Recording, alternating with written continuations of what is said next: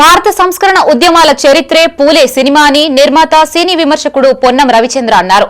హైదరాబాద్ లోని film Nagar cultural centre లో ఏర్పాటు చేసిన విలేకరుల సమావేశంలో ఆయన మాట్లాడారు. పూలే దంపతులు మహిళలందరికీ విద్య నేర్పిన ఆది గురువులని చెప్పారు. 200 సంవత్సరాల క్రితం సావిత్రిబాయి పూలే, జ్యోతిబా పూలే దంపతులు దళితులు, స్త్రీలు, బహుజనుల పట్ల అప్పటి సమాజ అమానవీయతకు వ్యతిరేకంగా పోరాడారని గుర్తు చేశారు.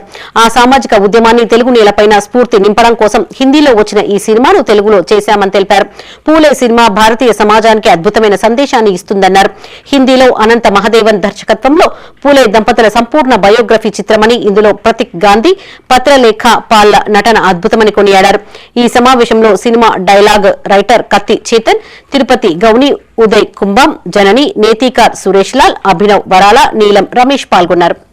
పూలే చిత్రం బాలీవుడ్ లో రిలీజ్ అయినప్పుడు ఇక్కడ కూడా వేద్దామని చెప్పి అందరినీ సామాజికవేత్తలని పొలిటీషియన్ గురించి మొదట హిందీలో ప్రసాద్ ల్యాబ్లోనే ప్రదర్శించడం జరిగింది. ఆ రోజు చూసినప్పుడు కేశవరావు లాంటి వారు, మనం ఐలయ్య లాంటి వారు, కంచైలయ్య లాంటి వారు, వీళ్ళంతా తెలుగులో వస్తే బాగుంటుంది అని అభిప్రాయం వ్యక్తం చేసినప్పుడు మా సోదరుడు ప్రభాకర్, నేను ఫిలిం క్రిటిక్గా, జర్నలిస్ట్గా నేను ఈ రంగంలో ఉన్నాను కాబట్టి ఈ బాధ్యత తీసుకో, వీళ్ళంతా చేతన్ వీళ్ళంతా దీంతో పాటు ఉన్నారు కాబట్టి అంటే నేను ఇది బాధ్యత తీసుకొని ప్రొడ్యూసర్తో మాట్లాడి దీని రైట్స్ కొనుక్కొని నేను అన్ని డబ్బింగ్ సినిమాలా కాకుండా మీరు రేపు మీ అందరికీ కూడా దీన్ని ముందే ప్రివ్యూ ప్రదర్శిస్తాను.